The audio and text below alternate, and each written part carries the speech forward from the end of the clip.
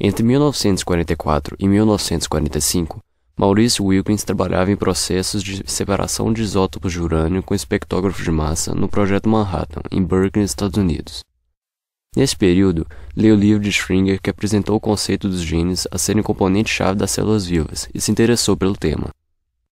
Depois de ler os artigos publicados pelo grupo de Avery, que consolidou a noção de que o material genético é constituído de moléculas de DNA e não de proteínas, Wilkins supôs que o DNA era o transmissor da hereditariedade. Em 1947, ele foi para Londres trabalhar com John T. Randall sobre vários temas ligados ao DNA, na recém-criada Unidade de Biofísica do King's College. Ele iniciou os primeiros experimentos de difração de raio-x com fibras de DNA em 1950, depois de receber uma pequena quantidade de DNA muito puro de Rudolf Singer, um bioquímico suíço. Os experimentos de difração de raio-x, realizados no laboratório de Wilkins, foram conduzidos por Rosalind Elsie Franklin, que se juntou à Unidade de Biofísica do King's College em novembro de 1951 para trabalhar com DNA. Nesse mesmo ano, Francis Henry Crick, que era formado em física, estava estudando biologia e conheceu James D. Watson, que muito influenciou em sua carreira. Em pouco tempo, Crick e Watson se tornaram amigos e descobriram seu interesse comum pela estrutura do DNA. Eles consideraram que seria possível resolver a estrutura do DNA baseados nas imagens de difração obtidas por Franklin e Wilkins, do King's College, e por um cuidadoso exame das configurações estereoquímicas da cadeia de polinucleotídeos. Em 1952, Watson e Crick ficaram sabendo de um artigo de Linus Pauling descrevendo a estrutura do DNA como uma tripla hélice, à semelhança da estrutura em que estavam trabalhando. Rapidamente perceberam o erro, pois os fosfatos para o interior da estrutura os tornariam protonados e assim o DNA perderia seu caráter ácido. Em uma discussão com Wilkins no King's College sobre o artigo de Pauling, Watson viu novamente as figuras de difração de DNA obtidas por Franklin e ficou sabendo de sua conclusão de que os fosfatos deveriam estar do lado de fora da hélice. Depois das seguidas tentativas, em 28 de fevereiro de 1953, Watson fez modelos das bases A, C, G e T, em pedaços de cartão na tentativa de identificar possíveis modos de interação. Percebeu então que os pares A, T e C e G formavam ligações de hidrogênio, resultando em pares de dimensões quase idênticas, o que permitiria que a hélice se mantivesse com o mesmo diâmetro, independente do pareamento de bases no interior. Depois de trabalharem sobre esse modelo por mais alguns dias, eles chegaram ao modelo final. Em 2 de abril de 1953, submeteram seu modelo da estrutura do DNA em um artigo para a renomada revista Nature. Em 1962, Crick, Watson e Wilkins compartilharam o Prêmio Nobel pela descoberta da estrutura do DNA. O modelo proposto por Watson e Crick explica perfeitamente os dados de difração de raio-x e permite deduzir a forma de replicação da molécula de DNA. Representa até hoje um marco na história da ciência. Os nucleotídeos são a base da constituição do DNA. São os blocos que constroem o DNA e que, dependendo da ordem dessas estruturas, comandam todo o organismo vivo. Os nucleotídeos são compostos por um grupo fosfato, uma desoxirribose e uma base nitrogenada que podem ser 4 tipos diferentes: timina, citosina, adenina e guanina. Esses 3 componentes se ligam na seguinte ordem para formar os nucleotídeos: grupo fosfato P, desoxirribose D e uma base nitrogenada BN. Simplificando PDBN, que é o nucleotídeo propriamente dito. A desoxirribose está ligada ao fosfato do próximo nucleotídeo, criando-se assim uma sequência de nucleotídeos onde se varia a base nitrogenada. Essa sequência é chamada de fita de DNA. Estrutura primária.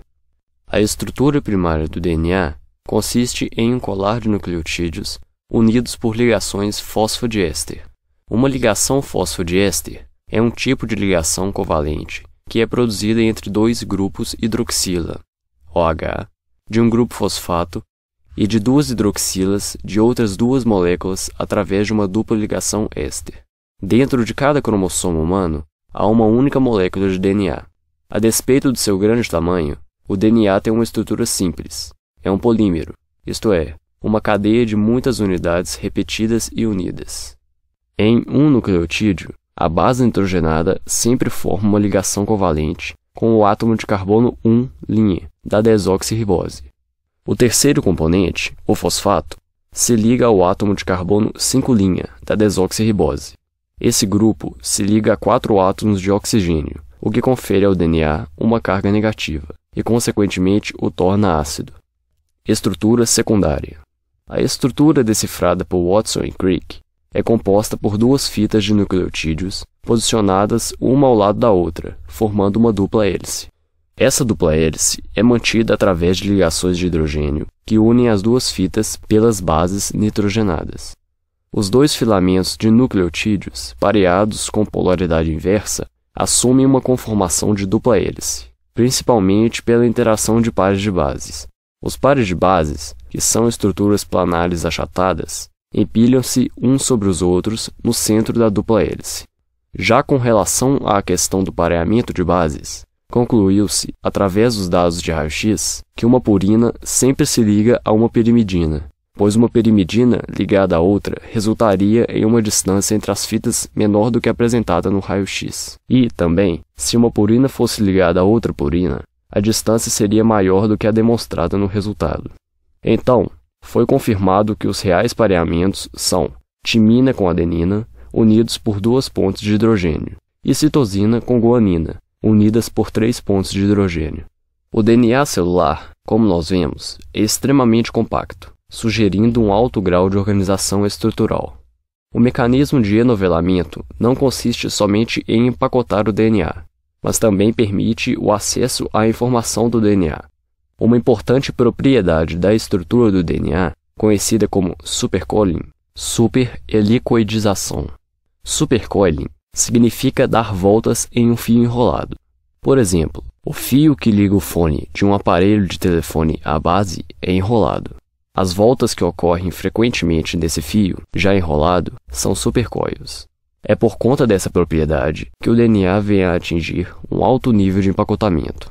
Para o início do processo, como por exemplo, durante uma divisão binária, ocorre a associação de proteínas chamadas histonas, formando um octâmero com 2 histonas de cada classe, sendo elas H2A, H2B, H3, H4.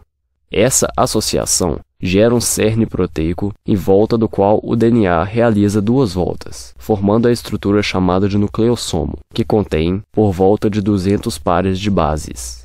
Ao conjunto, associa-se uma histona do tipo H1, que funciona como uma espécie de clips, estabilizando a estrutura do nucleossomo e também unindo a outros adjacentes, formando fibras cromossômicas. Por conta da propriedade de supercoiling, estas fibras se associam ainda mais, condensando-se e, eventualmente, formando a estrutura conhecida como cromossomo, atingindo seu maior grau de empacotamento.